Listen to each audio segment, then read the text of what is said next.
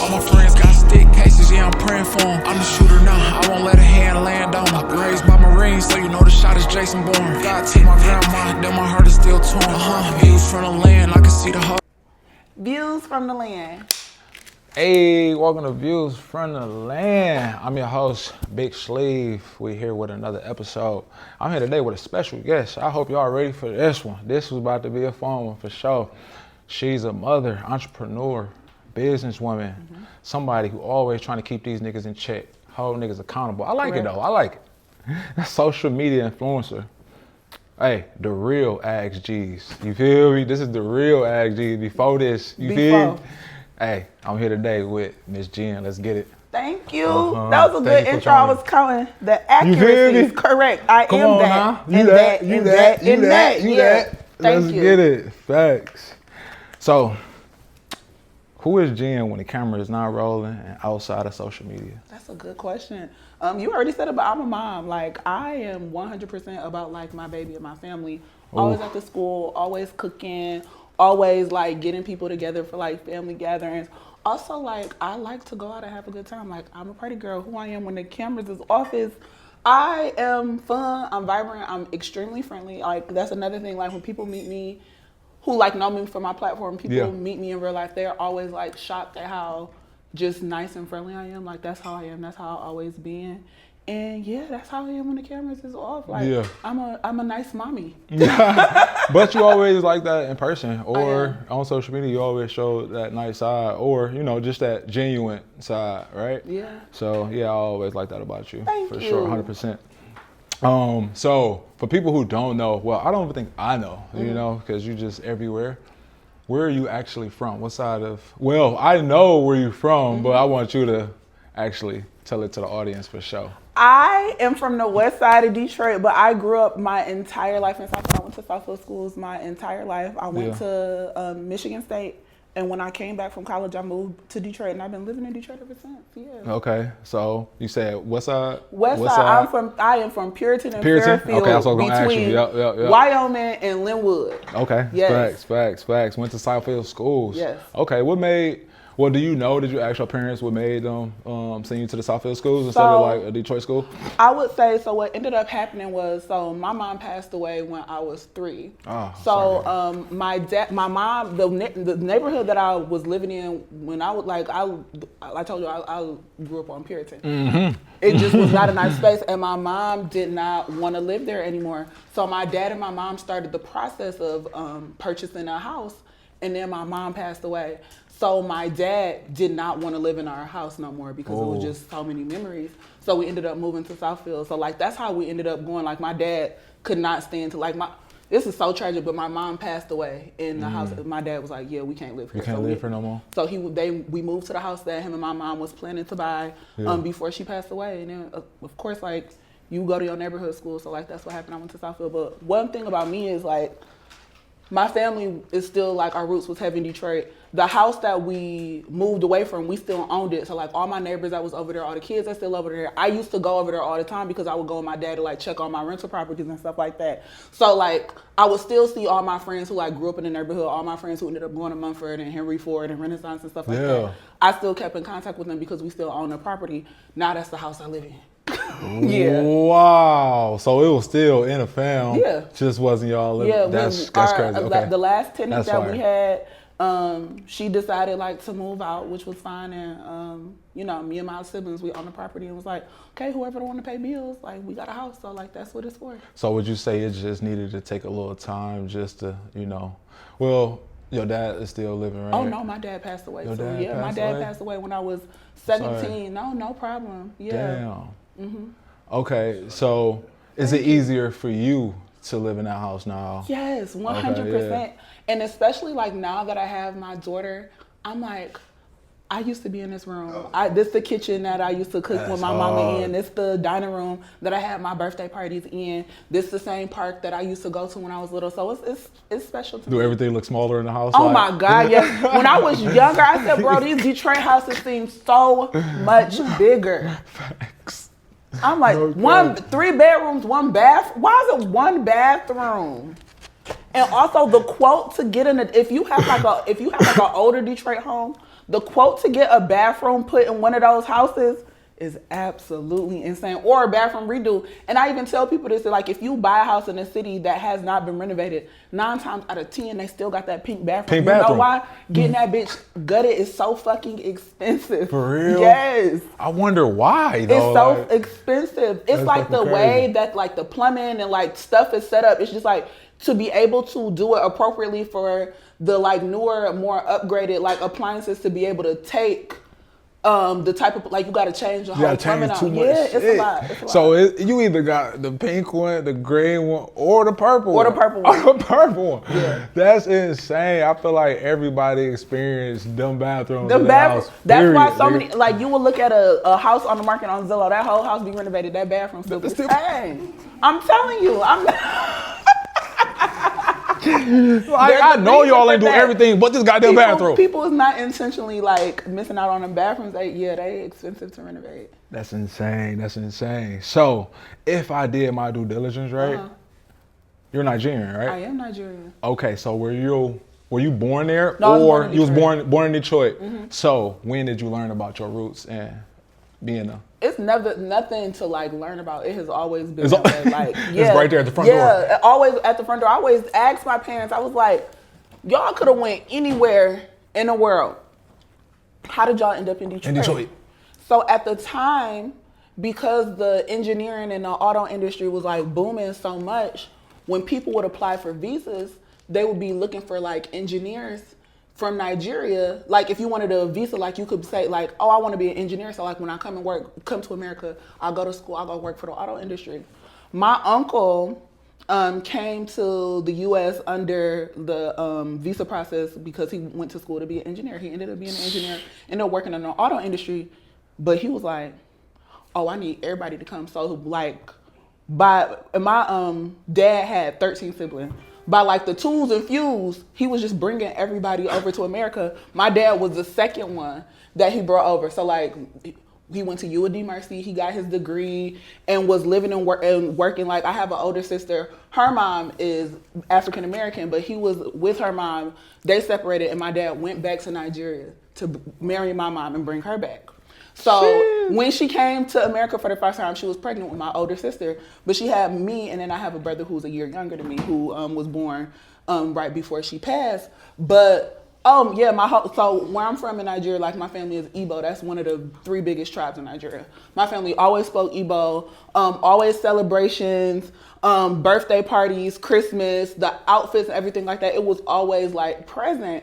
And I always talk about like how if my daddy didn't have no accent, I wouldn't know it was a difference between like Nigerian people and black people, because like the struggles was the same. All my dad's friends was like black. Of course, we grew up in Detroit. Everybody is black. All our neighbors is black. We all treated the same, except for the fact like my daddy talk a little different, and sometimes like when we gather and we have celebrations, the music sound a little different. But other than that, I just always felt like my black experience in Detroit was extremely black and like focused like on black excellence as a whole, because I have my Nigerian side and of course I'm from this black ass city. That's crazy.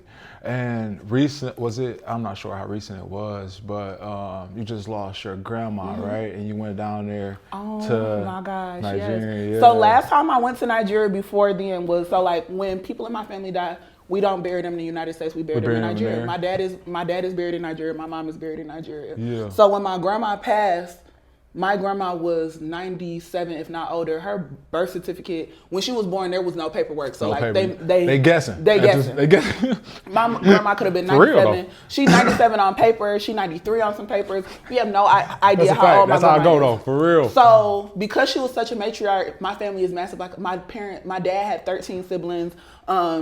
It's no, like as far as like my dad's sibling, nobody got less than 4 kids. We have a very, very big family. So like coming home to celebrate her life was like a no-brainer. So like me and 20 of my cousins and my aunts and uncles, we went over there to bury her, and it was just, I kept feeling so conflicted because I'm like, obviously like this is a funeral, this is supposed to be a sad celebration, but that literally was the most fun I ever had in my life. I had such a good time. That's what I wanted to get at, like seeing it. I mean, obviously I'm just seeing it through, through the story, through Instagram.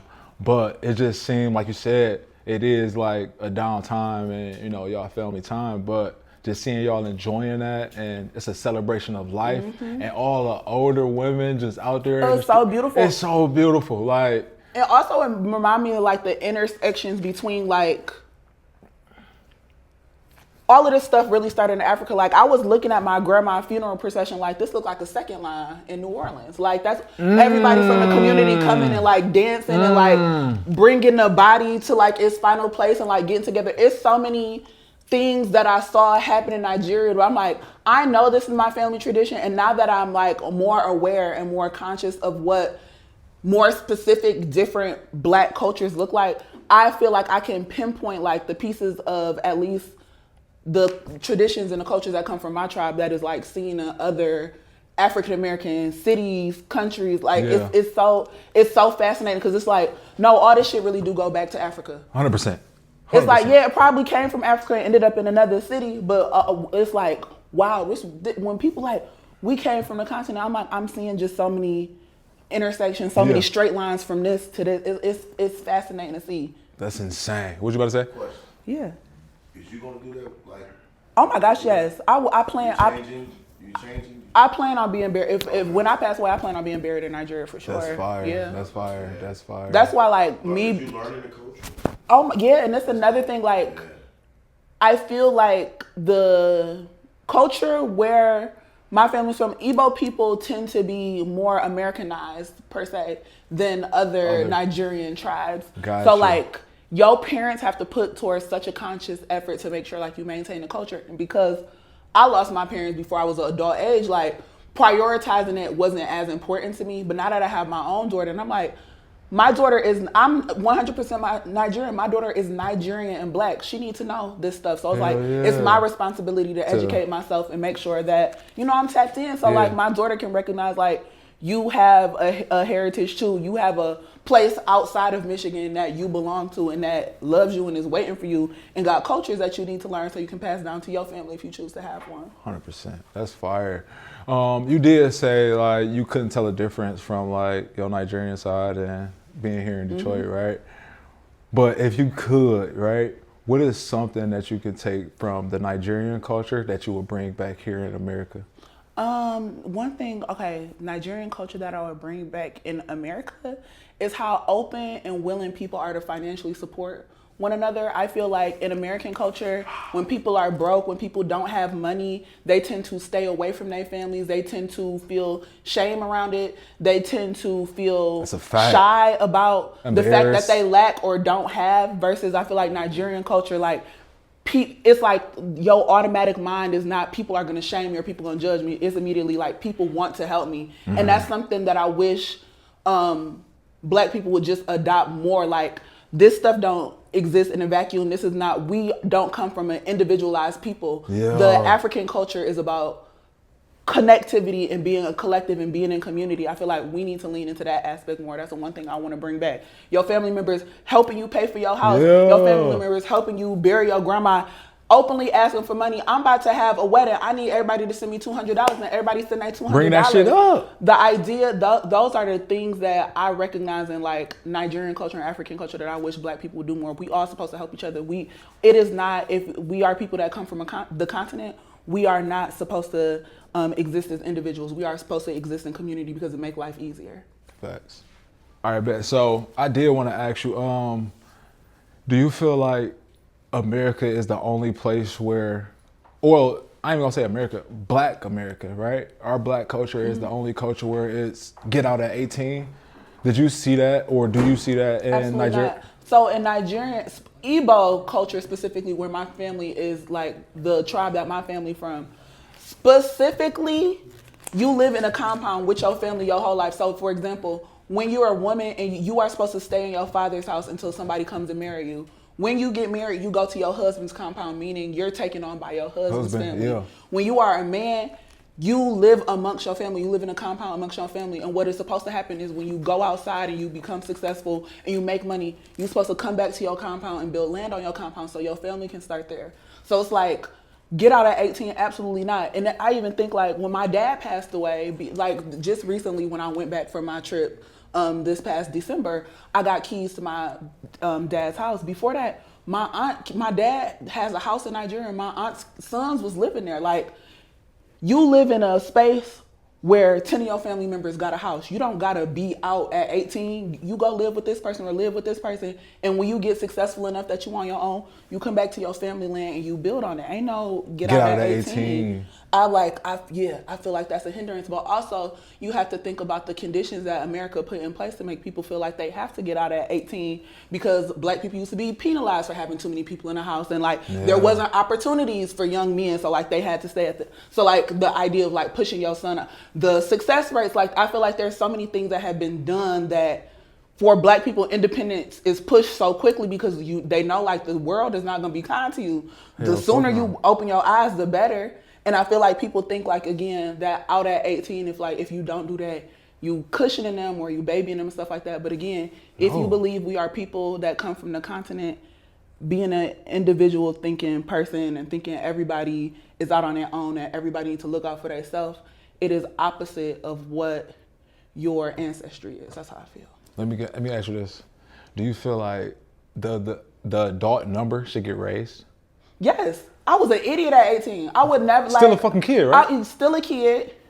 Still can't you can't even, you trying to tell me that I am old enough to be on my own. I can't rent a car and I can't even drink alcohol. Like there's like if we was in Canada, at least the drinking age in Canada is 19. You're just like, okay, you can drink. Like you an adult. You don't even trust me to drink a beverage that's gonna make my head a little woozy. But you want me to live on my own. It's crazy. That's crazy. I mean, just go out there to the world. That's mean as fuck. And also like learn. Knowing what I know, like there are so many. You ain't 18. You just graduated high school. There are so many life skills that you simply have not acquired yet. Yeah. It can only be gained by experience.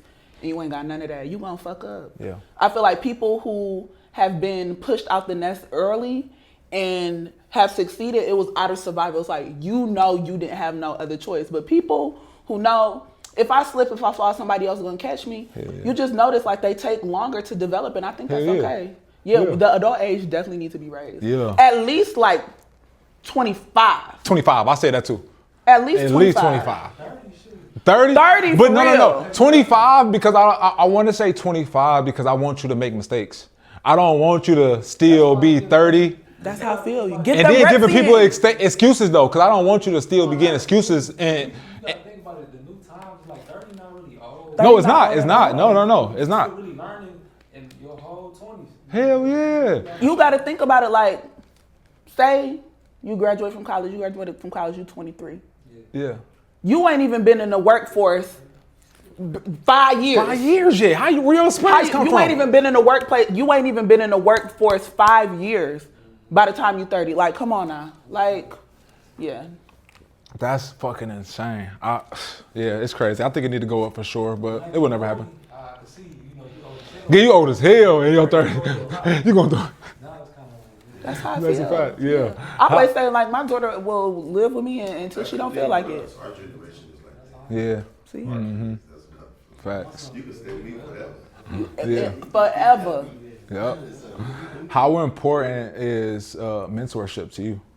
To me, I feel like there are so many experiences on this earth, but none are unique. There is somebody who has been exactly through what you are going through or what you're trying to figure out. The idea that you have to figure it out on your own is nonsense. I think people overthink mentorship. I feel like people think mentorship has to be like this formal thing and we meet at this point. Some people even pay for it, but I'm like, if you see somebody in a position that you have been in or a path that has been forged by you and you don't even pass any of the information back, you doing a disservice to your community. There you go. 100%. I always say, like, if you going down the field, find somebody who's doing that and see if you can piggyback off what they're doing. And you know what's crazy? Detroit, like, people think it's dick sucking. Like, I see what you're doing. I think what you're doing is important. I think it's unique. Can you tell me, can you teach me how? I feel like people are not humble enough to want to be not good at something. Everybody want to pop out the gate an expert, and admitting that you need a mentor is saying that I don't think I'm too good at this, but I feel like people need to slow down the process and be okay with knowing that I need help figuring this out, and I'm okay with reaching out to people that can help me do that. Yeah, 100%. First of all, you said the word dick suck. I hate that term. I love the word dick suck. I love it. If somebody say like you dick sucking, I really probably gonna get furious. And I rarely get mad on shit, but you can't tell me like, oh, you on some dick sucking shit. I would be like, what? What is wrong with like, I do not play that dick sucking shit, bro. I feel like people, and that's another thing, when people don't have the language to explain things get mislabeled. Things get mislabeled. And so instead of saying people admire might seem too fancy of a word. So like people like, I don't admire nobody. You a dick sucker. Oh, I think what you're doing is cool, or I think what you're doing is like important, or like people don't know how to I guess like tell people that they like what they doing without feeling poorly about like how they see it. So like people came up with the word dick sucker to kind of disguise like, dang, it's somebody that's doing something that other people like, and I hate that other people like it. And like it. Yeah, that shit weak. Like, no, bro, I'm about to shout this nigga out for being sweet. See? Like, That's how it should be. I love greatness. Like, just a small example, like, I was just on my timeline, on my story saying, like, Bam Adebayo just scored 83 points. If any nigga in this world is hating on that because, oh, it wasn't a pilling way of how he scored 83, shut the fuck up. I can care less, right? Because he scored 80. That's some greatness. That's Also, something we've never seen before, right? This is my problem. And again, this should be a distraction. You care so much about how this man scored 83 points. You don't give a fuck how this one person is a trillionaire and you still poor. Why you not asking them type of questions? Like, the way you counting what's important to you, like this shit do not matter. There are so many people on this earth who have gotten things that they have not earned. That is just the way it is. You can feel a way about it, but that don't change the fact. It don't. 100%. That's a fact. So, what is your favorite thing about motherhood? Oh my gosh, my favorite thing about motherhood is me teaching somebody something and like hoping that they understand why I'm teaching them this, and one day watching them understand. This is my favorite example. Damn, that was hard. This is my favorite example. Every time I come in the house from outside, I wash my hands. My daughter walk in the house, she get excited, she want to watch her tablet, she want to go upstairs. Claire, wash your hands. Remind her over and over again, wash your hands, wash your hands, wash your hands. Now, I've put this in her brain. As soon as she come in the house from school, wash her hands. If we at a restaurant and she walk in the restaurant and we about to eat, Mommy, I need to go wash my hands. When we go to a birthday party at somebody else's house, she looking for the bathroom because she like, I need to wash my hands. I'm like, you get it. It's like, I am responsible for giving somebody good habits and watching them adapt them and knowing that the world is going to be a better place because this person adopted this habit and it's because of me. It's so cool. That's fire. As long as you know you the reason why she's going to wash her hand, walking it. I feel so sweet. I'm like, all right, I'm about to do some sweet ass shit today. I'm about to do some motherfucker. Let's see if she picked this one up. That's so fire. And it works. Like you have to reinforce, and it's so funny because I laugh about this and I tell my friends who have children this. I'm like, kids don't know shit. And until I had a baby, I really did not recognize kids really don't know shit. Everything that kids have soaked up on this earth is because of what you taught them. When kids do shit that's not good, they learned it from somewhere and you either have to correct it or you reinforcing the bad behavior. It's just like, oh my gosh, everything that you doing on this earth is because of me. I feel so responsible. You're responsible as fuck. So that just further let you know that it is important to, depends on who watching your kid, babysitting your kid, because all that shit matters, right? You can't just send your kid over to Unc Crib who just blowing loud all day and playing the game. You feel me? Because they gonna pick that shit up immediately. Laziness. Kids don't know nothing. Yeah. And it's just like, oh my gosh, you have to be fierce about teaching them good habits because it's 100%. Very easy. If you're not teaching it to them, it's very easy for them to pick up what they think they're supposed to do from anywhere else. 100%. How do you balance motherhood with your business life? I don't. I feel like I'm a bad mom all the time. Like I go out of town to work. I work late night sometimes. Sometimes like I'm sorry. No, it's okay. Like I'm out the house before my daughter go to sleep. I'm not back before she wake up. I'm out of town. I'm doing all types of stuff, and it's just like, oh my gosh, like, do she think I'm a deadbeat? Do she think I hate her? My mama is always leaving. My mama always got something to do. She got a meeting. I got to be quiet. I can't play with her. I come back from school. She can't play with me. She got to run here. She got to run there. I do not balance. I feel so bad. I feel so bad. And that's how I feel. I'm like, I think she understands. She knows her mom is a very busy person. Yeah. And she thinks the stuff that I do is really, really cool. Also, I didn't have a baby with somebody who I feel irresponsible. I'm grateful enough that my daughter's dad knows the path that I'm on and is happy to pick up the slack in the areas that I can't always be there for bedtime. I can't always be there for a school pickup, but he pick up the slack so my daughter recognizes that my mom is not just doing this for no reason. She's doing this because she got her own stuff to do. And also, I always think about on the flip side, if I was a dad, nobody would care about that. Like if I was a baby daddy, nobody would care that I work late nights or like sometimes I'm not home when she go to sleep or I can't pick her up from school and things like that. So it's just like sometimes I just got to move with the audacity of a man. Shit. Go ahead. Cause it's a dad. These two dads. I'm not a dad. What you just say? Say it again. What? Sometimes I just got to move with the audacity of a dad. Yes. That's a fact. So, I want to ask you this. That's if you leave, right? Yeah, that's a fact. I have a daughter. I don't care about leaving my daughter with her father. Like, Right. it's stuff like I think about that all the time. Like, I don't think people recognize, like, the idea of femininity that women pick up is what, like, most of the time, like, what they saw their moms do as girls. And I'm just like, I like my daughter watching me and she like what I do and she think I'm cool. Like, it's hilarious because, like, when I watch my show on TV, she be like, oh, that's Jen. It's like Jen and mommy is two different people. So, like, when she see me dressed up and about to go out or I got a meeting or something like that, she be like, mommy, you look so pretty. That's Jen. That's Jen. That's Jen. That's hard. Do you ever have, like, mom guilt? All the time. All the time? Like, never ending. Really? Never ending. But I make sure I do, like, spend a lot of quality time with my daughter. Like, Yeah. if I know, like, oh, I got a trip coming up and the thing is, like, I still work a 9 to 5. So, like, I travel for work. I do meetings for work. I'm away during the school day sometimes. I feel like I get mom guilt because it's just like, damn, I'm not present. But it's just like, damn, what you want a bitch to do? Unfortunately, in the economy, in the life that we live in now, I need 30 jobs. I got to work hella hours. Like, you need clothes, you need shoes, like, you need a roof over your head. You want to go to Disney World. This shit costs money, and I got to go get it.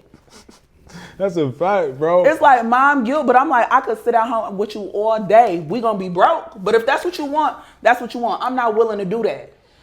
Unfortunately, I want my daughter to have a good life. I want her to be able to go to college. I want me to be able to save for her school. I want, when she asks me for something, I ain't worried about where the money gonna come from or I'm gonna have to see and stuff like that. I'm just like, it requires work. And that's what I'm gonna do. Like, and like I said, like, if I know I got stuff coming up, I try to spend like extra quality time with her or do different things that I know she would like because I know, like, okay, we're gonna be spending a little bit of a time apart. But it's just like, I do my best with what I got, but she gotta get done. Hell yeah, she gotta get done. And, go ahead. I was gonna say, I feel like if you teaching life lessons in between them times, like, she gonna remember that, you know what I'm saying, more than, like, getting her new baby. Like, she did teach me this in between time where now she's at this status. Now we really good. We traveling together, like, you know, I feel like. I think it's important. And that's another thing, like, I be at school, like, I walk in, I'm like, oh, Claire, mama here. I'm like, yeah. I be at that school, like, I might, and like, I have a lot of friends with children. So, like, we go to a lot of birthday parties. We go to a lot of play dates. We love to read together. We'll go to the library and get books. So it's just like, there's a lot of, like, core memories that I think I'm building with her to make up for all the bullshit, unfortunately, that I got to do in between. That's insane. I like that a lot. That's fire. What is something that adulthood has taught you that people didn't warn you about?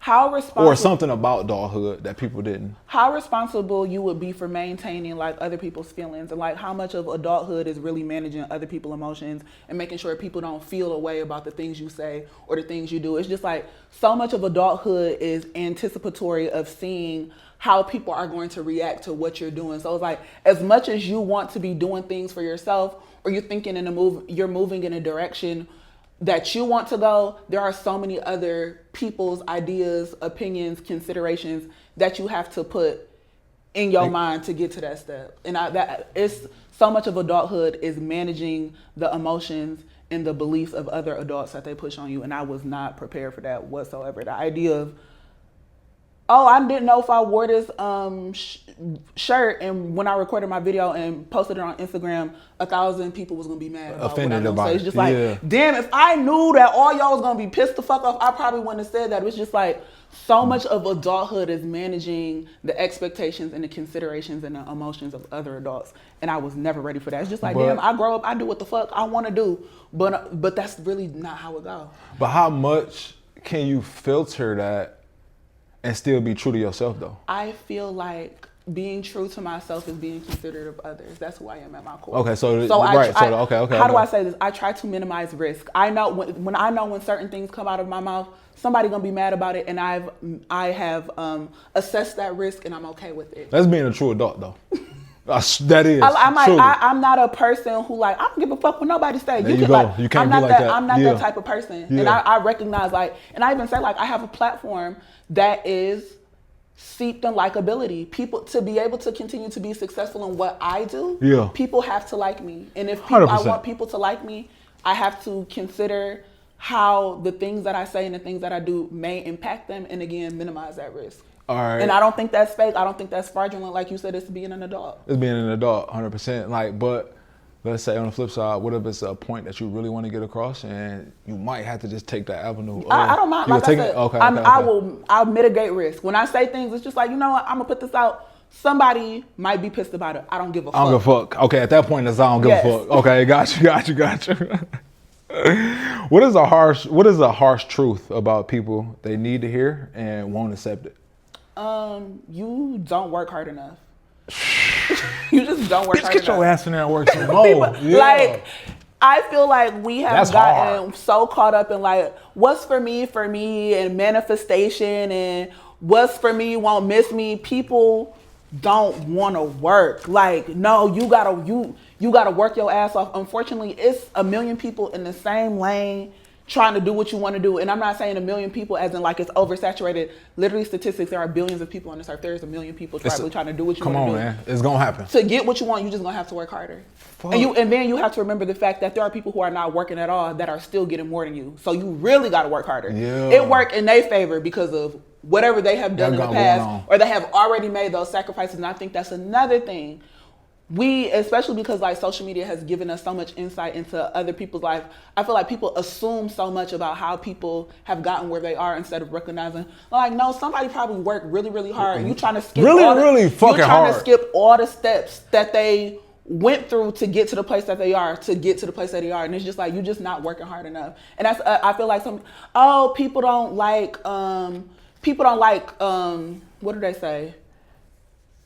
People don't like talent, they like popularity. If you're so talented, what's keeping you from being popular? Yeah. Like, just work harder. Everybody should be working harder. Yeah, hard work. And it's like, sometimes you got to be realistic about the fact that you're just not working hard enough. You're just not working It's not hard. the strategy. It's not the right people not co-signing you. It's not, somebody stole your ideas. You're just not working hard enough. Work harder. Work fucking hard. And it's okay and that's another thing. I want people to be more realistic with the fact that they don't want to work. Like, you know what, I could be doing more. A lot of people just don't say that. Yeah, that's a fact. They don't. Now, this is kind of off topic, but it kind of like comes right back around. This your show. Every topic is right? on topic. That's a fact, right? So, and I don't want to get canceled for this shit either, but do you feel like people give a lot of credit to God and hope, right? Because you just said you have to work hard, because it's on the flip side of that, right? People will literally sit in the house and pray and hope all day without putting the hard work in. Mm-hmm. I mean, do you feel like you can go that route and really pray all day? No, faith without work is dead. Like that. Like okay, I just wanted that's already been established. If you read your Bible, that's already in there. Ain't nobody in the Bible was just praying for something to happen. Okay, yeah. Like that usually don't happen now. Like you gotta work too. You gotta work hard. You can't just sit around. And then I had an episode with DJ Mars, and I was like, you really can't give all the it sounds crazy when I say this, like get all the credit to God, because you have to give some credit to yourself, and that's what people get lost at, you know, like, and especially our culture, our Black culture. And I even think about, like, you have to understand, like, yes, you want to give credit, but it's like if God gave you a gift and you steward your gift and you pour into your gift and you work on your gift to make sure that it's singing by the word, that is your work. Yes. Now we giving God the everything, like, you gave me this gift, yeah, we praying for that and all that, but it's like you have to use that. You have to use your gift. And also give yourself the credit you deserve. Like, yes, this life is hard. It's some days where I feel like recognizing God's plan for me in that moment is very, very hard. But I recognize, like, I have the mental fortitude, I have the mindset, I have the faith in God to be able to get through this stuff. That's you and that's your work. That's a fact. What is something society has, like, normalized, but is, like, truly unhealthy, though? Let me hear it. Oh my gosh. It's a lot. It's so much. Yeah. And I say this because I'm a baby mama. I don't have one kid, but also me and my daughters have a very good relationship, so this don't count for me. But, like, having a baby with everybody you've been with is nuts to me. Like, if you got 3 baby mamas, you got to marry one. Like, that's not fair to come into somebody's life. We're going to get on this later on, too, It is not fair though. to come into somebody's life with 3 broken homes. That's a lot. On a man aspect. A woman Woman too. Okay, facts. That's a lot. Like, I feel like people need to take having children as seriously as it is. And I think we have gotten past, like, and I understand, like, and I do think there's a way to raise families and raise children without a nuclear family. But I'm like, at what point is enough? Why did you need 5 baby mamas? Why did you need 5 baby mamas? You could have stopped at 2. You could have stopped at 3. 3 is crazy. Like, to me, 3 is crazy. But, like, be serious. You gotta be serious. You gotta be serious. Like Cam Newton disgusts me.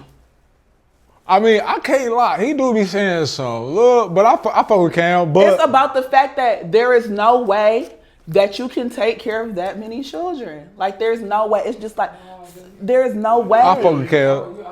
This y'all money is not All taking right, care of a kid. Wait. You cannot you cannot be in 9 households at once. It's not about the money, but it's about the money gives you more time, I say, you know, to be able to, like, get the family together to take care of. So You got 9 kids. What they go to? Let's just do fake math. You got 9 kids.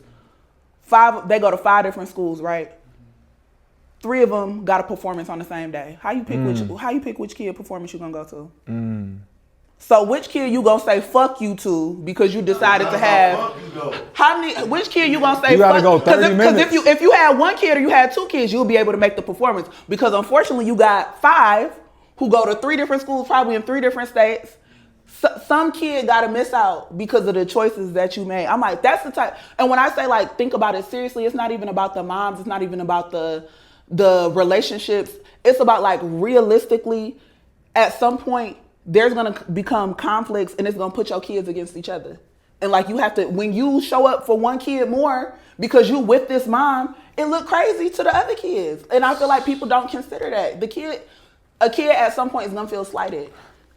That's a fact. Now, Depends on I don't what. have kids, but I want to know, depend on what? Go ahead. Speaking from the fathers, I want to hear y'all. Go ahead. I got my sons and one being, but Right. I feel like it's. You don't get to 3. The next one, you better marry her. Don't get to 3. Who you look confused. Who pregnant? That's a fact. He was looking like, oh shit. That's a good gap. I can't lie. I feel like it still can be a good relationship between the kids. Yeah. You know what I'm saying? Because I look at, like, You can't say that. Right? Little Boosie got a lot of different baby mothers and a lot of kids, and from outside looking in, it looked like they very, family Oriented. They That's all good. good. But I got another controversial topic. It's very. I'm not saying it's right. I know you're not saying, and this is another thing that I've noticed. When the men you are mentioning, have means. Like that's another thing. I'm thinking about the average Joe who Average Joe, don't yeah. got a lot of money spreading Yeah. around. All right. Who doing stuff like this. It is easier, and it's another thing. Like with those men, it is easier to control women when you got more than them. Unfortunately, like that. Like if you saying like, yeah, I can. Unfortunately, I ain't gonna be able to make this kid like do this. You got it, and you handing her a couple of dollars every month. Like it's gonna be easier to make it okay. But I'm like a man who got a whole bunch of kids, who got them spread all around, who can't get his baby mama this because they spreading themselves so thin because of what they got going on. Again, what I said, some kids is gonna feel slighted, and it's gonna make the kids start feeling a way about each other. That's a fact. Now, once you bring it back to the average Joe, you feel me? Because I was in the aspect of like a famous person, because you said different states and all that. It's more regular men with a whole bunch of That's a kids fact. with a whole bunch of women than men with a little bit of money for sure. That's a fact. That's a fact. Yeah, that's a whole different ball game. You see, and when they get another woman pregnant, it's just like how? It blow my mind. But That's what I be noticing. that'd be a thing too, you know. People do love kids and want to have kids and just put their seeds out here all across the world. And it's just right? like, dang, you don't even care that you can't take care of all of them. Ain't no wrong. I feel what Jen saying too, because No, that's a fact. Yeah, 100%. The average Joe, yeah, I feel a way more. Now, if you have the money, if you got the cheese to sponsor all of this shit, And it's right? about sponsorship. It's not being a good dad. It's not being a present father. It's about sponsorship. I'm glad you used that word. Yeah, no, it is about being. No, a good dad. you can't. You can't be. But Three of them no. kids got a performance on one day. Which kid you gonna say fuck you to? But that's what I seen an interview where it was a communication, right? Like he sat down with the wife and was like, all right, I'm gonna go to this one on this day. I'm gonna go to this one on this day. But I feel like if you had that conversation and it all works out for you and it's your not like family. you saying fuck you, but you gotta see from a kid perspective. If I want my parent to be here or present for this thing and they not here, they not gonna understand like, oh, like they had something more important to do, or like, especially when it's multiple kids and I gotta show up for this one instead of that one. Yeah. It really do feel like fuck you. But if you have that conversation with your kid and let them know what's going on, okay, I gotta go. Why did you go to my brothers instead of mine? What's your answer gonna be? What's your answer gonna be when they ask why you go to my brother performance instead of mine? well, It's only one time. she's speaking from the kid perspective though. No, Right. that's what I'm saying. The kid don't give a fuck about this only the one time. I know I needed you and you was with my sister. Yeah, you was with my sister. Oh shit, you will. No, that's a My fact. kid 12 and 8, I still talk to him like, look, this your sister still like my son, the daughter has something at the same time. My daughter ain't like it, but she was okay with it. You feel me? Yeah. How you think that's gonna feel over time though? She be alright. She be alright. I think it get to that point. I'm friends with a lot of little girls who got disappointed by their daddies who think their daughter's just gonna be alright. I'm friends with them bitches. Them bitches is not alright. You friends Nah. with women. I'm friends with those women. Those women are not alright. I agree. That's when you like my daughter. She understood. I said you be careful with that. Our relationship is different. All right. Before we get into the men right now, I gotta ask you something, Before right? we get into the men, we ain't got to the men yet. We about to, right? You feel like you a troll? Absolutely not. Okay, cool. I mean, trolling nowadays is a good thing, right? I am not. Because you can fuck up niggas' heads. What and come really out of be- my mouth is how I feel. I don't never say nothing. I don't Good. never say nothing. I don't agree with. I don't say nothing to rile the streets up. Everything Good. that I say comes from my heart. Good. I want what's best for all of us. Right. So now you criticize, not even criticize, right? You put niggas in a place, right? I put niggas in a place. Yeah. I would have never used that verbiage, but I'm gonna roll with it. Yeah, I I fuck don't with hate it. it. No, you don't say I don't hate it. you don't Yeah, say nothing I put niggas in malicious, that nothing place. crazy, nothing like out of line where it's like disrespectful to men, right? So And it's the problem. Men think women talking is disrespectful. Now I'm like, damn, bitches can't talk. Bitches ain't voice. No, their no, opinion. how you- Bitches how can't you feel say a it way can't feel be disrespectful. About nothing y'all do. I just got a grin and bear. We in Gilead. Like no. right. I mean, I no. can say stuff. So certain shit can be too immodest, right? Okay. And then some can be an outrage, but Right. we just have to know how and what can be, moderated, right? But what I wanted to ask you, say is all this, criticize, not even criticize, let me stop using that word because you're not criticizing, but just, engaging There we with, go. right? Just engaging with different women about men. Do you do that, and do you feel like most women would take that as like, all right, because like I said before we got on camera, you are like the Ask.Jenn. People always come to you for advice, and you know, and speaking for the women that don't have a voice. So do you feel like the shit you say can be used in the wrong way? Let's say that. Yes, but also like, how do I say this? I wouldn't have so many things to say if some of the stuff wouldn't go wrong. Everybody wanna address the criticism of the behavior. Nobody wanna address the behavior. If the shit wasn't going down, it would be nothing to talk about. Why don't you wanna make sure the shit that I'm talking about don't happen? And I feel like nobody wanna think back that far. That's a fact. That's a fact. And you are engaged, right? Yep. Right. So I feel like you can speak on certain shit because you do. Yes. Or is about to get that ring, right? Mm-hmm. So I'm not mad at when you know, talk. So I'm not sitting here saying that Jen is that. No, hell no. You are a good voice for the woman, though, for sure. I always got a lot of stuff to say. And also, like, outside of the fact that of me being a woman, I obviously, like, going back to the fact that I'm friendly, I have a lot of friends and I talk to a lot of women, and I have all day. All day, and I have a platform where women anonymously send me questions about their life. This is not just me running my mouth. Essentially, like, this is me reporting on data. Like, I'm collecting all of this That's what I said. Qualitative information about how women feel about certain experiences, and I'm able to report on it and speak on it. That's why I said you're the Ask.Jenn. Like, you, for the woman that can't pick up their phone and be like, all right, talk to their phone and send that bitch to their story, right? You do that for who them. are surrounded by people who they know if they told them that they in a situation in will judge them. Or there's a lot of women who are in situations and surrounded by a whole bunch of fools and say, if I bring this situation to my friend's desk, they gonna put me in the wrong spot, or they gonna lead me to I want people to recognize me as a neutral source. I'm not saying this because I know your story, I know what you're going through, I know the particulars of your information. I want you to hear what I'm saying and what I have to say about it. And if it applies to you and it sounds good and it sounds like something you want to apply it. And I guarantee you that's when you get them DMs too. When you do have them conversations on your platform, like, damn, that sounds exactly like me. Thank you for that. I've had episodes of Ask.Jenn where people who have asked me, is the person who, mind you, on my show, the questions are 100% anonymous, 100% declassified. When they are emailed to me, it is a random email address. I have no idea who sent me these questions. I always say, this could be my best friend talking shit about me, and I would have no idea.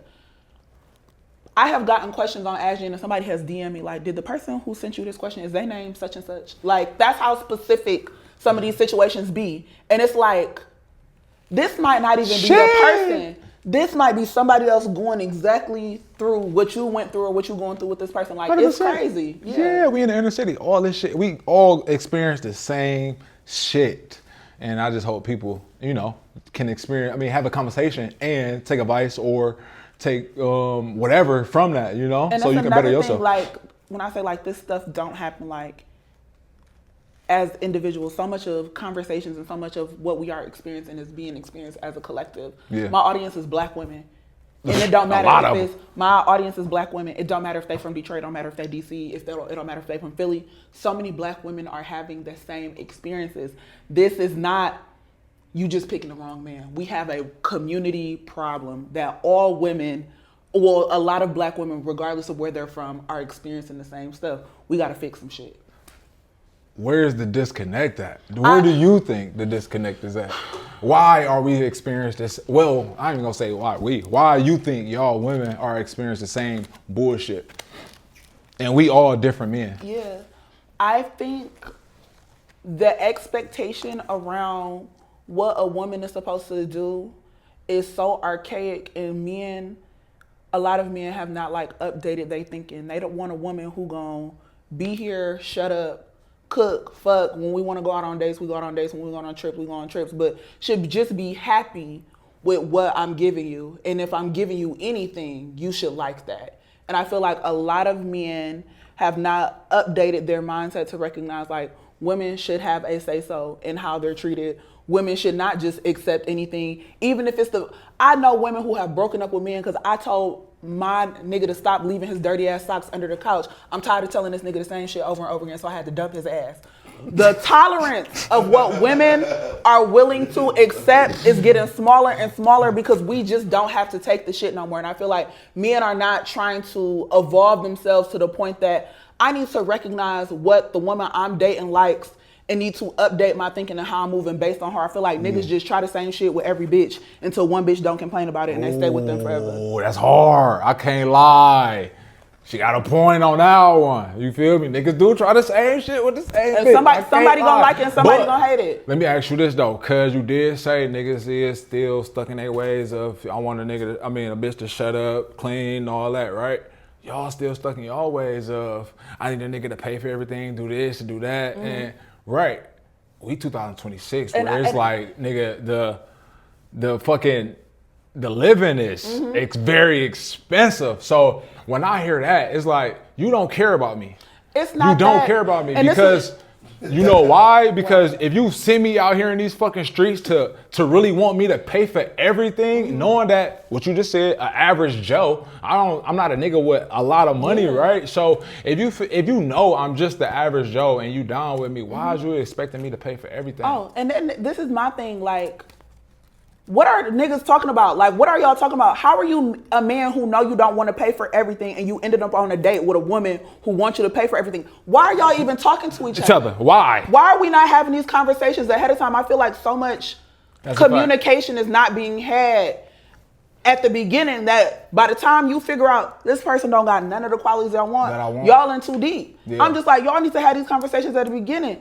If you are not a man who is willing to pay for everything, why are you interested in the women who want to be cashed out all the time? Like, why are you here? How did y'all even meet? Why didn't you cut this in the bud in the beginning? How didn't you notice? Yeah. You never asked? You never asked. That's the problem. Hey, look. Perfect place, perfect time too. So it's like, and it depends how you approach women. You know what I'm saying? If you know, if I'm coming with my pockets, bro, she gonna play you like that. Yeah, she playing you like that. Stop playing. And then I'ma look at you crazy when you keep telling me you don't got it, because that's how you came at me. That's how you came at me. That's a fact. That's a real shit. That's real shit. Like a guy could get with a girl that, you know, do want to do to pay for everything, but she might, you know, bend her rules for this guy because he ain't come like 100%. And it's just like, you gotta come that way. I feel like so many men be leading with what a woman want to hear instead of what they truly are able to offer. And again, that's where that disconnect from. People want a game. That's another thing. Game is the primary meeting point.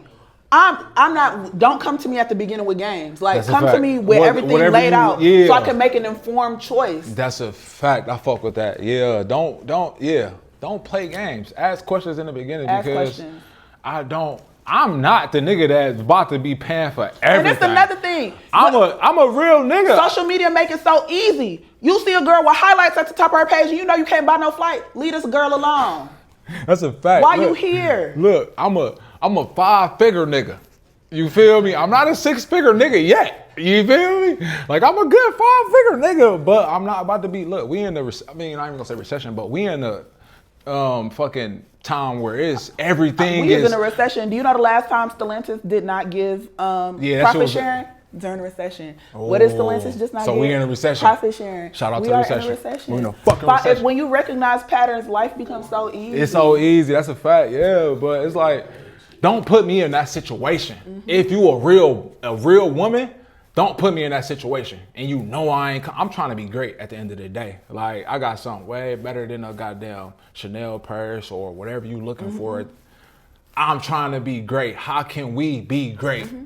How can I make you great and how can you make me great? And so many more women are flexible and open to working with me and are open to the fact that, oh, you can't pay for everything. Or like, oh, some of the stuff that I really do enjoy, you probably can't pay for it. I'm probably gonna have to keep paying for myself. A lot more women are open to that, but you can't be leading with your pocket through. You can't be coming in acting like you finna maintain or take care of when you can low key do neither. Yeah. You gotta be honest. You gotta be honest. You gotta be real and stay in your lane. Like I said, you know, a woman living a certain way. Why are you coming at her without nothing equal or better? Leave her alone. Leave her alone. This bitch not finna change your life. Leave her alone. That's a fact.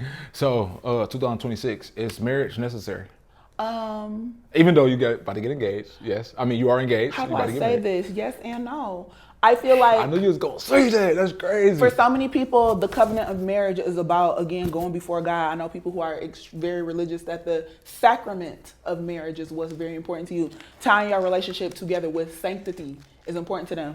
I think that's important. But also, I just recognize that a lot of people, in the way that we live in life, like, niggas got hella student loan debts. Niggas don't got no assets. Might have debt from another relationship, or a nigga might owe child support, but I still love them. Marrying them can become a liability.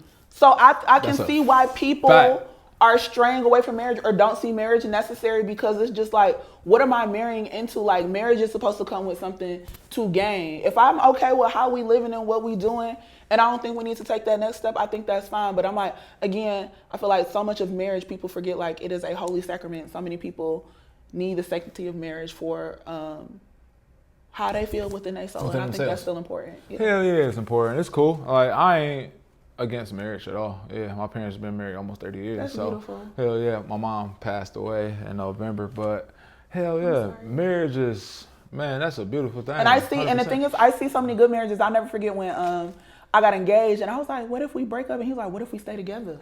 Like, woo, what if we stay together? What if we stay together? Think about that.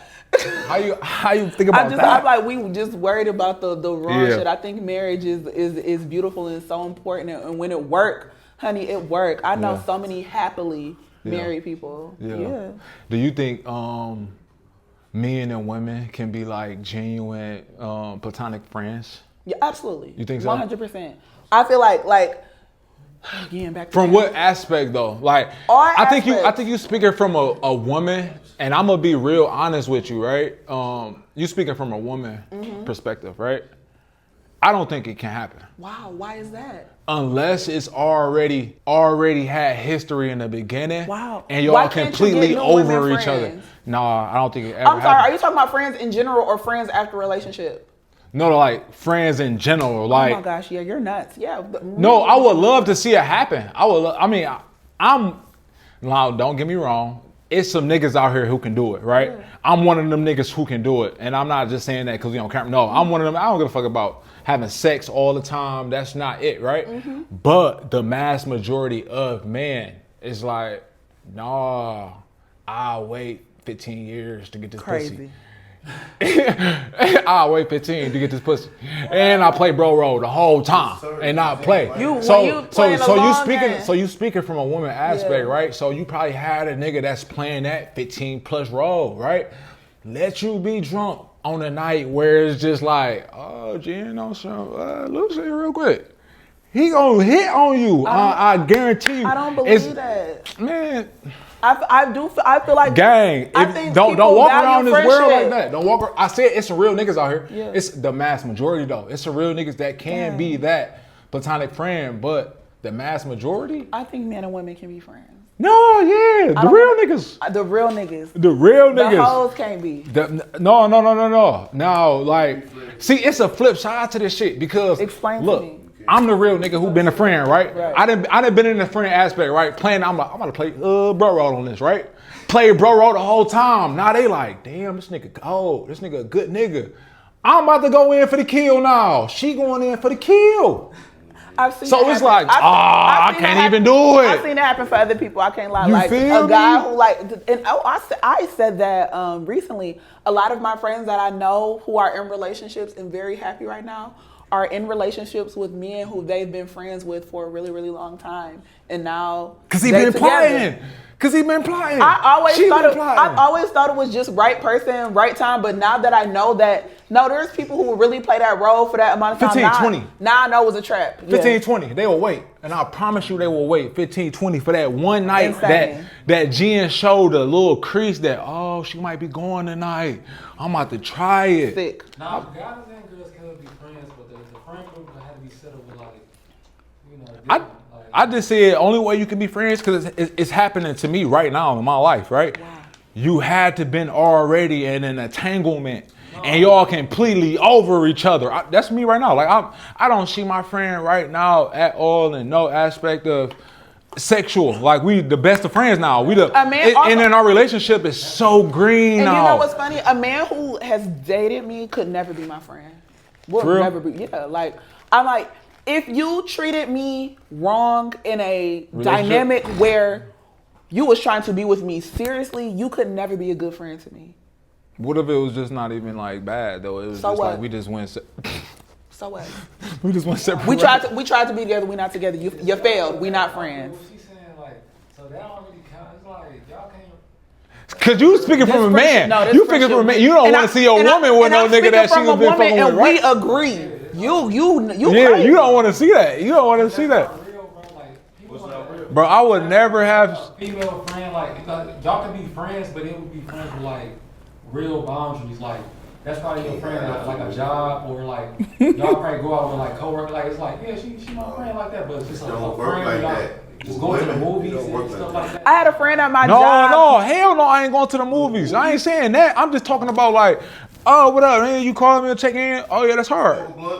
Yeah, that's where I'm at. That's where we at right now. That's where we at right now. Women can't do Women it. can't do it. Women can't do it. Women can't do it. No. I'm telling you. Especially we coming to eat. I'm gonna go grab some food. Come on. We friends. We doing this whole friend shit. We go smoke, get a little drink, kicking it. We Are ain't you doing attracted shit. to her? They're my favorite friends. Who? The Your ones who man? like, yeah, let's Jen, what you doing? Oh, meet me at this bar. We finna eat. We finna hang out. Like I got homeboys that do shit like that. I love them. That nigga run through it if he got a chance. He'll run through it if he had a chance. I What don't you want to talking about? believe it. I'm telling you that. No, bro. I seen that happen. A nigga waited the 20 ball. The 20 ball Waiting to hit on 20 this years girl, is bro. I know it. One of our boys. did That's that. what I'm saying. And I'm not, like, my niggas out there in the world, I'm not out there to get y'all. I'm just saying We need examples. that's what goes on. Like, no. Fuck no, my girl damn near can't even have a nigga friend.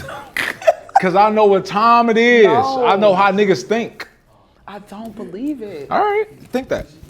Think that. So, who do you think is the biggest liars, women or men? Men. Fuck no. Women. It's a slick. Y'all lie Men. so Who cold. you think is the biggest liars, women and men? The Donald Trump, the biggest liar in the world right now. That's a man. He getting his information from We women. ain't talking about You know, white man. You said we talk about black We talk, people. Please. You said get him out of here. That's the wrong example. we talk about black people. Women like more though. No, I don't believe that at all. Women a lot fast, like, and forget, like, brother, you know, oh yeah, like, got women, hot that's nigga. how much. You know I don't play that shit. If on God, if you ever told me something I remember and I bring it back up to you and you lie, you may as well be dead to me. All right, let me say this. What's We up? probably lie more, but y'all lie colder. Y'all lie colder. As long as you know y'all lie more. We might lie more. We might lie on some petty shit. Like, why you even lie about that, bro? You could have said the truth. Yeah, more, but y'all lie way colder that hurt us. Like, you'll ask a nigga she just what time lied it about is and he'll that. lie. Huh? You'll ask a nigga what time it is. You looking at a watch and Yeah, they'll that's lie. what I'm saying. Like, why you lie Y'all about that, bro? scare me. Yeah, but you will lie on some cold shit that'll fuck us up, that'll jump over a bridge. Well, at least if a woman lies, she make it worth it. Y'all be wasting y'all lives on bullshit. Okay, that's hard. I fuck with that. I fuck with that. That's not true. I fuck with that. I'm a person who I'm a person who don't mind a good lie. A good lie. Yes, a good lie. I A good don't one. mind it. Like somebody tell me a good lie to spare my feelings, and I believe it, and the truth way more hurtful. I'm like, you know what? I You fuck with did that. that. One. You did that. Yeah. Men do that more. I think Yeah, we do. And I We feel do like that is to me. I feel like that's like more like micro cuts. Yo, you know, like you get a paper cut, it's just like, damn, it's not big, but that shit hurt like a motherfucker. I feel like that's what men do. Like the lies that, like, yeah, it's so like, man. No, you know what's cold though? Like, fuck lying though. Just tell the truth and make her deal with it. Like, put the ball in her court. And that's what I try to. That's why, like, when like the baby mama conversation that I was talking about, it's just like, give me all the information so I can make an informed decision. When you keep information from me, you keep me from making an informed choice about what I want to do. That's so deeply manipulative that I can't mess with that. It's just like, if you want to lay all the cards on the table and I decide what to do with it, what comes from that is 100% on me. You leave information out, so what I'm believing is not even the full picture, and I go along with that. You have deceived me in a way that I could never come back from. Damn. All right, that was crazy. I want to ask you this, but I kind of know what you're already about to say. What I'm about to say? Who you think? Now, this is what I was saying. Like, y'all colder with it, right? Okay. Who cheat more, right? Men. Men or women? Men. So y'all, that's why y'all just colder with it, right? When y'all cheat, y'all just colder with it. I don't think so. I I think women value loyalty. Men do not. We probably cheat more because we don't give a fuck about that sex we just had. Like, I just try to get a nut off, bro. Girls cheat. Y'all, That's a different conversation. that's a different conversation. It really is like that. Like, we just on two different frequencies. We two And that's the different problem. Get on frequencies. the fucking right frequency. Why you like? Come on, get it together. Yeah. How much? And this is my problem. Like when I talk about like women, like you said, women chase that emotional connection. I don't fully believe that, but like that. Let's say we run with this. Why you so quick to be disloyal over something that you allegedly don't even care about for real? Yeah, Where's your heart at? that's a fact. You don't care. It don't mean nothing. And why did you do it? Why you do it? You That's a get fact. rid of me for nothing. I feel even worse. That's a fact. Everything's moment to moment. Moment to moment in our life is moment to moment. Lock We in like, and think about the future. I'm sick of this that's shit. a fact. That's a fact. Who you think got the gold, right? As in the woman or man? Woman. The woman got the gold Yes. in life, right? Both. Life, everything. We're All right. multipliers. So we got something y'all need, and y'all got something we want, right? We got something we want, y'all got something we want, right? So let's get on the same playing field. What's the thing? I'm about to tell you right now, right? The two things, right? As we were just talking about, we just fuck to fuck, right? So the thing would be fucking, right? Men love to have sex, right? I don't believe that. No, men do. Okay. That's the mass You a majority. man shit. You tell me, okay. Whatever Men you love say, have to dog. have. That's the mass majority of the men in the world. Okay. I mean, I'm not saying every man is, No, I but get the it. mass. Okay. The mass, right? So y'all want what at the end of the road? Security. Marriage, right? No, security. All right, but I mean, from the world, right? They want the marriage. They want the ring, right? I feel like women want security. Security, and that comes with the- rings give security. Children give Yeah. security. Money give women want security. It's not specifically marriage. I feel like the end goal for most women is I want security. I Yeah. know that I'm going to have somebody at the end of the day who cares about my well-being and is willing to do the things to make sure that I'm set. Women care about security. Yeah. All right. So Not yeah. marriage per se, but Yeah, not marriage per se. Because but- that even can be emotional security. I want a nigga who not gonna hate me. There's so Yeah. many men who with a woman who they hate. Right. All right. I mean, yeah, we can say that, right? Okay. But we always known as the women want the ring, right? Let's just leave it at that, right? Okay. The women want the ring, the man want the sex, right? Okay. Now, what's more powerful? Sex or y'all holding that over our head, the sex, or having that ring and that, what you said, security, right? So why I say, like, no, don't get me wrong. I agree with you that y'all have the goal, right? But y'all don't know that. I think The we mass- do. And I also think like that's why so many black women are more like single. Honestly, they know that you only chasing this one little nut and I'm trying to chase something that is going to secure my life forever. I don't even want to waste the time getting to know you. I think that's you and your friends. I that know. you I around. think in general, I'm like, I don't even want to waste my time getting to know you, and all you want is a nut, and I want something that's completely forever. You know why I I'd say rather that? not spend the time. You know why I say it's such thing as tricking. It's such thing as hoeing, right? So yeah.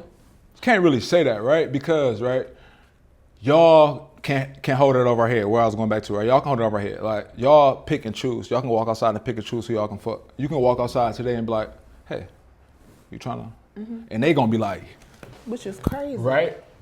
But you gotta Yes, wait. y'all can. But you gotta wait till we get on our knee, right? So y'all really have to wait.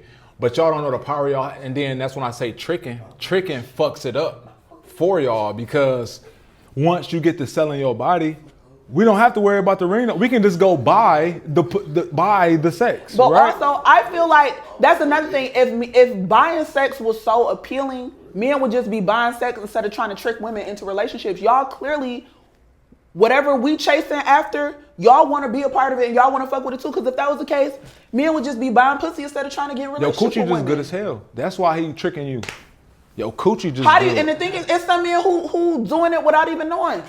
Like That's y'all a clearly, fact, though. y'all want to play into whatever we got going on. Y'all, if it was just like, oh, I want a nut, y'all would just go buy it. Y'all don't never buy it. Y'all want to try to get it from a woman who want to be a wife. Get away from this lady and go pay for what you want to pay for. Right. Y'all want the certain quality of woman that comes with someone who is discerning, somebody who is thinking about forever, somebody who desires marriage. The qualities that are within women who have those things, y'all want that. That's a fact. So y'all are falling in line with the process, whatever, whether you faking it, whether you doing it for real.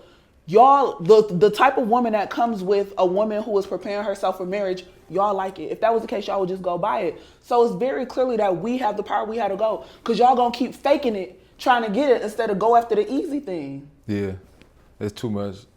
I mean, yeah, I get y'all that. Playing right? into it, y'all leaning into it. We and that's why so definitely many lean women. into it. That's why so many women still believe in it, and that's why honestly it's a prize. If y'all wanted just sex, we know the means and the ways they can go about getting it. Unfortunately, y'all want it attached to a real serious bitch, and that's not fair. Leave her alone. Leave her alone. I don't agree. I don't think men just want I was sex. about to No, say. not with. I agree with Jen. I don't agree that men just. I don't want agree sex. either. Cause you know we be. Come on. Men want death. I'm telling you. No, you gotta, and then that's why I was just saying to her, like, you speaking about the people that you around, bro. Like, You can said look the at majority, no. You gotta think about the motherfucking, the people who just, it's a such thing as a strip club, bro. Yeah. Right? So niggas is really spending their hard-earned money and tricking off, bro. Like, you can't think about, you speaking from a clear mind that don't do that, right? No. You gotta think about the mass majority that when you look at your phone, niggas is really out here like, bro, I'd rather just pay for sex. Why the fuck I like dealing with this? Niggas care about the sex. Like, your parents, you seen the love. I'm speaking like just even the man that's paying for sex. Yeah. I bet he probably got a girl at home, bro. Yes. Like, they still be. Yes, they still be playing into the shit. No, that's a fact. Yeah. I'm saying, I don't feel like But- Jordan Smith just wants sex. But that's it. Obviously, that's not his true. That's not his true calling, bro. You wouldn't be wasting your money on something. You not spending your hard-earned money on something you don't like or love, bro. I'm telling you right now, I'm not spending my money on that. I got something at home. Period. You know you're not, bro. Like, that's just something to cover up, or it's something that he hiding. You right? That's honestly, like, that's what, when you brought that up, like, 100%, it's men who buy pussy, who have women at home. It's just like, there is something that you hide, and also like, something you hide. and again, it's about the revealing of full information. Be honest enough with yourself that you chasing this good woman or this woman who not giving you what you desire fully because of, you think, oh, this is the type of woman I'm supposed to be with. This is the type of woman I'm supposed to marry. You might want somebody a little wilder. Might want somebody who wants some different type of shit. Right. But you're not willing to be honest with yourself about that's what you want. And now you dragging some innocent lady, making her feel like she not enough because you got all these wheels and aisles that you trying to sow within yourself that she not even privy to. You could have just told her at the beginning, I like women who do this type of thing. I like what, but you so fake and so fraudulent. You wasting this lady time instead of being honest about the fact that I know I'm supposed to like a good girl, but I don't like good girls. I like hoes. I might marry a hoe. Men don't want to say that out loud. So they want to cheat and want to do this on the side and do all this other stuff. I feel like people need to be more honest and be serious about what exactly that they want. Put all that information out front. So again, the women who don't even qualify or apply, stay away from her. All right, look, right? You say that, right? A lot of niggas do that, but a lot of niggas don't know how to open up their mouth.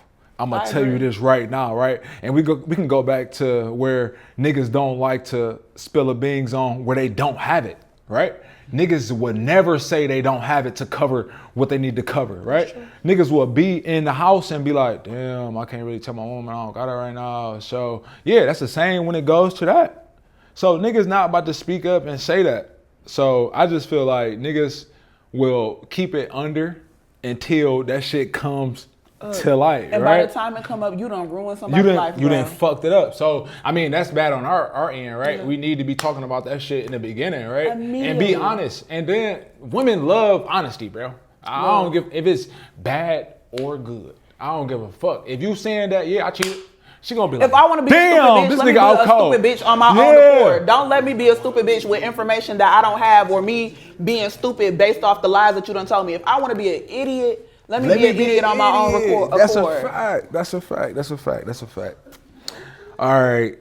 Do you feel that social media has affected like relationships? 100%. Yeah. I feel like social media has given us a false sense of options. Yeah. Because you go on social media and you are interacting and engaging and seeing women who you would never see in real life, and it make you think that there are more options out there for you than there actually is. Yeah. That's So a fact. it's like people think like I can easily fuck up what I got because I can just go online and find better, and that's just not the reality of it. Social media makes it very easy for people not to live in reality. Yeah. Facts. That's a fact, man. Look, this is exactly why I brought her on here, because she will clarify this shit for the women in. But that's enough, because I don't want her to really trip out and kill I think us I've done enough. and body us right now too much more. So we gonna stop off the man. Thank you. Give me a break, because I'm like, y'all wrong. And I'm right. No, that's a fact. No, you always hit on good points, though. And you make it make sense, right? But Ask.Jenn, the podcast that turned into something way bigger than that, right? You interviewed so many people. What is, I would say, like, one that you really, like, truly didn't expect to even come by? The governor. I know it. The governor, 100%. And I always tell the story of, I had said, I want a white guest on Ask.Jenn. I literally said, I want a white person to come on my show. Literally, that was it. People suggesting white people to me. Somebody said, Governor Whitmer. I said, why would Governor Whitmer come on my show? And I want to say maybe 3 weeks later, and I always have to say this, like, we was talking before we started rolling the cameras, like, politics and the way of the world and all of this stuff, like, that's my thing, like, that's my bag. This is something I care about passionately. Like, why things are the way they are is something that I really care about, and I know all of that is because we voted for people who make these things happen, and if our lives are not good, it's because they're not doing their jobs. 100%. So when I was thinking about like what I want my show to be, I'm like, I want it to be an information platform. Yes, my show is fun. Yes, it's entertaining, but I want people to come on my show and get information. So I said, like, 3 weeks later, Governor Whitmer team reached out to me. It was like, yeah, she's going to be in Detroit. Like, we'd love to be on your show. I said, 1, the governor team reached out to me. 2, the governor has seen my show and think it's good enough for her to be on it. Bitch. 3, she's coming to Detroit and said, oh my gosh, I need to make sure that I talk to and see Jen and record it. That's crazy to me. I'm just on a couch having fun, thinking I'm just doing something. And I'm like, the literal leader of the state saw this and said, this is who I need to talk to. That's wild. Shout out to Big Gretch for pulling up. But just, it was completely unexpected. I said, I just want a white person on my show. And it turned into being a governor. Very cool lady, by the way. That's so hard, bro. When I seen that shit pop up on my time, I'm like, holy I could not, shit, but I couldn't. When I saw the email, I said, huh? No way. But yeah, it's possible. Also, it made me realize, like, what I thought I was doing with the show is not what I realized I was doing with the show. Again, I'm like, it's entertaining, like, but I want people to come here and gain information. It's just like getting visibility from somebody of that caliber, seeing the worthiness and the value of what I'm creating and recognizing, like, yes, the show is funny, it's entertaining, but people watch this and actually get information that can help their lives or make them more informed or make them better, and wanting to be a part of that. I feel so honored in that respect. So you saying all that, right?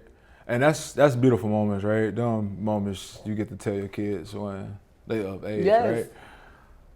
How did you even get to the point where you could interview people like that? How did Ask.Jenn even start? Oh my gosh, Ask.Jenn was not my idea. So what? No, Ask.Jenn was not my idea. If it was up to me, But putting yourself in front of I'm sorry a to cut you off, yeah. right? But this goes back to my point, right? You're Ask.G's. I'm Ask.G. You're Ask.G's. Period, Putting myself in front of a camera for like scrutiny at any time is like not anything I would have selected for myself to do. So the owner of the Uprising Network, his name is Barry. Oh, that's my guy. Yeah. My dog. I know him. Everybody know Barry. Yeah. Barry is the icon, the legend. He had the Uprising Network, I want to say 6 or 7 years before Ask.Jenn even came around, and was producing so many different shows, was recording music videos and stuff like that. He had a couple shows on the network. The pandemic happened, so of course they wasn't filming. Barry said, hey, Jen, I'm starting the network back up from scratch. None of the shows that was on the network are going to be on there now. I want you to be what bring the network back. And I'm just like, I've never. Oh, another thing is, in college, I was on like a View style like talk show where like me and other like young ladies was like talking about stuff that was on Michigan State College campus. And I was like, this was me and a group of people. You want me on a couch by myself to just run my mouth and talk? And you thought that was a good enough concept to get a show, so we met. And he was like, well, what would you want to do? I said, I don't know, like people ask me stuff. He's like, what do you mean people ask me stuff? And I put up a whole bunch of tweets of people saying, hashtagging Ask.Jenn, asking me stuff, asking me all types of random stuff. It's a real thing. It's a real thing. And then he like, this is a show. Like people are gonna send you questions, you're gonna answer them on camera. The first episode of the show, I'm like, we recorded it, and it's so crazy because you know my show got the pink couch. Yeah. That was all Barry idea. I'll never forget the first day we were supposed to record. He canceled the recording and said, the couch not here yet, we can't record. I said, it's just a fucking couch. Like, why can't we record? And I realized, like, in Detroit, a lot of people have podcasts. Ask.Jenn is a talk show. A visual first show that looks like mine did not exist, really. Like, the idea of, like, it being kind of, like, serious, like, look like a serious talk show, but I'm really in front of a camera, running my mouth, answering anonymous questions. Like, the juxtaposition of those two things did not exist already. No. When Ask.Jenn came out, I got 1,000 views in 24 hours. And that's when we realized, like, oh, this is going to be different. It's real. Barry was able to bring the network back with my show. He went on to record other shows, produce other things, and did that. But when after the pandemic, after he dropped everybody off, what he was able to do to, like, bring himself back to producing content for the masses to see was with my show, and I'm so grateful. It changed. I said, baby, Barry gonna get a chain after all of this. Like, I owe him my life. That's hard. And I was gonna ask you, but I think. And that's another thing. People, and I have to say this.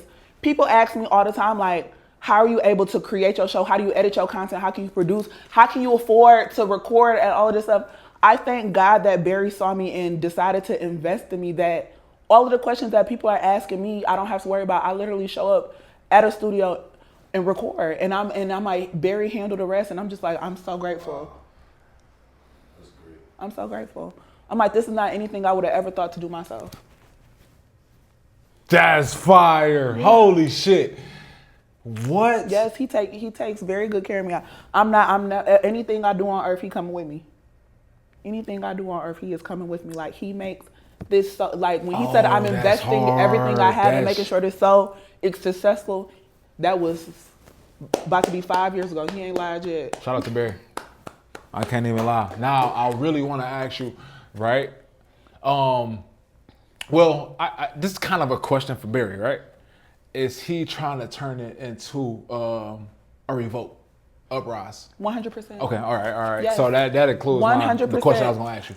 When it comes, and the thing is, between like Barry's recognition of like Detroit history, Detroit culture, Barry, again, outside of like producing my show, Barry has made short films, shot music videos, worked with artists. Barry used to be a rapper. He used to produce other shows. I feel like his knowledge of Detroit history, both his family is from Detroit, very long line of like very tapped into people culturally. I feel like as far as creating a representation of what Detroit is like outside of Tubi, that is what Barry is trying to do outside of like some of the stereotypical stories that we see being told about Detroit, like in the media and film. Barry's looking to like flip that and change that, and he's leading the charge, and I think he's doing an amazing job. Yeah, 100%. And I think the city is going in that route too, 100, to help him. You feel me? Mm-hmm. So hell yeah, I fuck with that. Detroit is on a rise. It's on a big rise. And honestly, like that's why he named it the Uprising Network. Literally, and the logo is like somebody holding the flag. Yes, it's like we are on the rise. Yeah, that's a fact. Do you think podcasts and the things we do like this is like about to be our traditional media? Yes, 100%. And not even 100% traditional media, and also community media. And we recognize this with like AI and other voices being news. Reporters are being replaced with AI. People are making up fake newscasts. Like I know y'all probably seen these videos. Yes. Like seeing a trusted face and a trusted voice, and getting information from them is about to be the most important piece of media, because so much other media can be manipulated. Yes. So we know billionaires own the news stations and the newspapers. what they are putting out is based in their own interest, and being able to trust the faces and the voices in your community to give you factual information is what is going to be the primary and most prominent news source. I think people who produce independent media are going to be some of the most important people, 100% under Trump's current administration, but I think moving into the future, like, technology is only going to get more advanced to manipulate more of us. The idea of being a human face and a human voice and reporting and saying things and having conversations with integrity is going to be critical. There we go. Integrity is the word. Because there's a lot of podcasts that exist that are not based on integrity. People like views, people like clicks, people like what get the people going. It's not a place where people can actually trust. And I think being in a space where what I generate and the clicks that I get and like the way people view this, the message that I'm getting out is more important. Is something that I feel like people who are in a social space don't value, but it's what the community needs. Right? That's fire, 100%. I feel like this is the next route, period. Like, you gotta, and this goes to my point, I was gonna get into it further on in the interview, but going through Ask.Jenn, Views from the Land, Kid L, Hip Hop Lab, like, I feel like you need to go media run now. Like, if you're an artist or anything like that, like how New York is, like the Hot 97, Breakfast Club, like how they do them rounds. And even now, like PR companies email me and say, such and such is coming to Detroit. They launching this. Yeah. Can you sit down with them? I'm 100%. Like, people is going on Fox 2, WDIV, Channel 62, and then coming to me. Yeah, that's crazy. It's fucking crazy. But we don't have them outlets where they can do that, right? But I feel like it's getting to that point now. We got the Ask.Jenns, we got the Views, we got the, the Hip Hop Labs, but them the only ones. Yeah. So we need to make that, that roll out that red carpet for them artists to come here and make that media drop, right? 100%. It's important. 100%. And also, like, Detroit is a gatekeeping city. Unfortunately, to get, like, you need a cosign from a trusted voice to get other people here to mess with you. Like, it's only so much trusting of the masses that Detroiters have. And I think that's a level of discernment that I respect so much about the city. Y'all not about to put anything and anybody in front of us and we just about to rock with it. Somebody who I like, somebody who I trust, and somebody who approve got to tell me, like, this is okay before I mess with it. Again, like, I think the idea of checking in Detroit, not with a specific person, but like, before I go all in on this, I need to see specific people in my community say that they like that. I think that is something I love about the city. And I'm glad that other people recognize that when they come into Detroit, that's something they need to do. And of course, platforms like ours will be a part of that. Trust the voice, that cosign, that thumbs up, like, hey, rock with this person or this thing. That's a check-in. I'm not disrespectful shit. Like, all right, I gotta go check in the Big Meech because I'm in Detroit. No, I'm talking about checking. And nigga, show love to the city that you in. Nigga. Spend some money. Go to them restaurants, them moms and pop shops. You feel me? Spend that money. And talk to the trusted voices. Talk to the trusted voices. There we go. I fuck with that. That's heavy. I think it's gonna get to that point. You're gonna have to. It's gonna have to get to that point where you have to make the median runs. Like I said, people hire, PR companies are reaching out to me to try to get on my show. Somebody hired a PR company to make sure people know about them. And they said, oh, if you want people to know about you, you need to come on Ask.Jenn. I think that's so cool. That's hard. That's hard. I fuck with it. Since you're speaking like this, what is one dream interview that you want to do? Cash Doll. Woo! First of all, today is her birthday, or yesterday was her birthday. Yep. Happy birthday, sister. Shout out to Cash Doll. I want that too, though. Doll. That's hard. Cash Doll, I need to talk to you. Before, for me, it was Gretchen Whitmer, Savannah James, Cash Doll. I done did Gretchen Whitmer. Savannah James, Cash Doll. Savannah James, Cash Doll. That's hard. And now Savannah James got her own podcast, so people like listen to her talk a little more. Cash Doll is just you. I need to talk to Cash Doll bad. That's hard. Cash Doll is one of my. Everybody like, you got enough relationships to go get that. To go get that. Yeah, you can. Girl, come talk to me. 100%. Girl, come talk to me. Let me ask you this, since we right there, right? Do you feel like, right, Cash Dolls, Bezos, I mean, we putting the work in, right? Ask.Jenn is definitely putting the work in. Do you feel like it's something missing in between where they should be reaching out to? No. It's so funny because like last week I got an email I've been waiting on for 3 years. There's a person who I'm like, in my head, I was like, I would love to interview this person. I would love to talk to this person. And the opportunity had just not came yet. It happened last week. I'm a patient bitch. Like I 100%. I 100% believe everything don't, as much as I would like for it to, everything don't have to happen in the moment that I want it to happen. Some things need a little more time. And I'm just like, I'm okay with that. Like I said, somebody who I said I wanted to interview 3 years ago just came around for an interview You today. probably weren't ready 3 years ago. Exactly. So I'm patient. I don't think it's a step in between. I think everything's about timing. That's a fact. That's a fucking fact.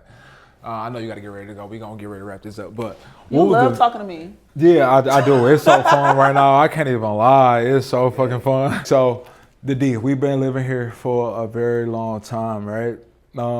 What is your favorite thing about Detroit? My favorite thing about Detroit is so many things about Detroit that I love, but my favorite thing is meeting somebody from the city and talking to them, and you realize y'all know so many people in common and have never met each other, or find out somebody's your cousin. Oh yeah, that's my favorite thing about Detroit. Like, the degree of separation is never too far. Everybody know everybody. There is no strangers That's a fact. in this city. That's what I love about it. You meet somebody, you like, oh, you went to such and such high school, you know such and such. Yeah, I know such and such. We grew up together. You know, and you like, how have I never met you in my life? And you know everybody around me who I know. That's my favorite thing about Detroit. Like, we is all so close. Yep. We are all so close. You are never too far from somebody. That's a fact. And I feel like we all experience the same shit at least once or twice. That's a fact. Finding out you cousins, like, that is such a common experience in Detroit. Finding, oh, you're related to this person by marriage. You know, actually, we're cousins. We're not just friends. We're not just neighbors. We don't just go to school with each other. We're actually related. Yeah, that's a fact. Or meeting somebody and finding out they related to somebody else, and it's just like, oh my God. Shit. Yeah, that's my favorite thing about the city. Fact. That's a fact. What is a stereotype about Detroit that is like completely wrong? I feel like when people have conversations about great places that Black people live or great things that Black people do, Detroit is commonly left out of the conversation so conveniently. And I feel like that's a piece of like racism. Honestly, like, people want Detroit to be this destitute, dirty, ran down city to the point that they don't want to even acknowledge the contributions that have already been made. I'm so sorry that it's not in the forefront of your mind, or you haven't seen nothing quote unquote great come out the city for the past 15 years, but that don't delete all of the history that we already have. I feel like the common misconception is Detroit's just this doom and gloom city, and it's just regardless. Even if we was, I know for a fact we not, but even if we was, there has been so many great contributions from Detroiters in the city of Detroit that have already been done. We done paid our dues already. Paid them. Put some respect on our shit. Put some respect on our shit. It was a list of Black meccas that I saw floating around, I think like on Threads or something like that. And I'm like, Detroit, LA being on this list and Detroit not being on this list is crazy. And I'm like, again, that's just racism. Detroit is a majority Black city. It is the Black good city. What we have done recently is not good enough for y'all, that y'all want to leave us off, but it don't change the fact of what we already done. That's crazy. What recently have we done that was not like sweet shit? We've been doing all sweet shit. We have never stopped doing sweet shit, but people just want to conveniently forget that because we are a majority Black city. That's fucking crazy. I can't lie. Beautiful woman sitting next to me. Do we have Dakota's women in the city? Yes. I mean, in the world. In the world. In the world. You know what's crazy? When I went to Nigeria, I was texting my friends like, I'm seeing women here that look like they could be your cousins. Like, what? Yes, I'm just like, before my trip to Nigeria this time, I had not been back since 2010. So like, what? That's 15 years. Yeah. 16 years. I said, now I understand why people like, oh, we came from Africa. I'm looking at all the stuff that's happening on this content, and I'm like, I'm going to Detroit and seeing the exact same stuff. No, we really from here. Like, this is the same shit. That's a fact. Yes. I just heard this like 2 days ago, right? I was texting or some shit to a girl. She was like, damn, I just love how Detroit niggas talk. Yeah. I don't know what I said that was just sweet. Mm-hmm. But do you feel like women need a Detroit nigga? I feel like, I wouldn't say need a Detroit nigga, but this is what I can say from my experience. I don't know many women from Detroit who move out of state and are happy dating the men who are from other places. Everybody I know come back to Detroit to date, or they end up finding a Detroit man in whatever city that they move to. I swear to God. We just made for each other. Like, Detroit men and Detroit women are just made for each other. It's just like, I very rarely know Detroit women who have married men from different other states. places. Yeah, because niggas really be corny though. I can't lie. If you not from the That's all I city, be bro, saying. They like, he's niggas corny. be I don't like this. corny I don't as like fuck, that. bro. I'm just like, It's like, just come on home, man. baby. Bitch, come back. You feel me? Bitch, get your ass over here. Come back. You turning yourself into a mogul, right? Yeah, Turning yourself into everything beyond, right? I agree. What is some advice that you would give to a young lady that's coming up? Be discerning about the opinions that you accept. When people are, you accept, that's hard. when people are watching you walk in your purpose or do something that they don't have the confidence to do, it is very easy to have a lot of things to say about it. Be discerning in the fact that you feel confident enough in what you're doing, what you're creating, and what you're building, that you're only able to hear the voices that are bringing value to what you have to say. I mean, to what you're doing. And I feel like that goes for anything. It is so easy to listen to people who have no idea what you are doing, try to tell you what to do. You got to be able to block that stuff out easy. And nip it in the bud quick. Nip it in the bud quick. I wouldn't even say low-key haters, but you speaking from a space of ignorance. Yeah, I have the faith and the belief in what I'm doing because I'm actually doing it. You from the outside looking in, you have no idea what my mindset is because you're simply not doing it. Take that into consideration when you hear opinions or people, because I'm like, I think feedback is valuable. I think criticism is valuable. I don't think I do everything well. I don't think I'm perfect. I'm always evolving. I'm always growing. So what people have to say to me and about me, some of those things I take into consideration, but a lot of it I don't. And again, that comes with discernment. So be discerning in what you and who and what you listen to. 100%. From the entrepreneur, the businesswoman, the beautiful Jen, thank you for coming to the line. I had such a good time. This was a good conversation. Thank you, Ice. This was hard. I fuck with it. Let's go. Yeah, I'm praying for him. I'm the shooter now. I won't let a hand land on him. Raised by Marines, so you know the shot is Jason Bourne. God took my grandma, then my heart is still torn. Views from the land, I can see the whole city. See the clear, biggest hill, you know I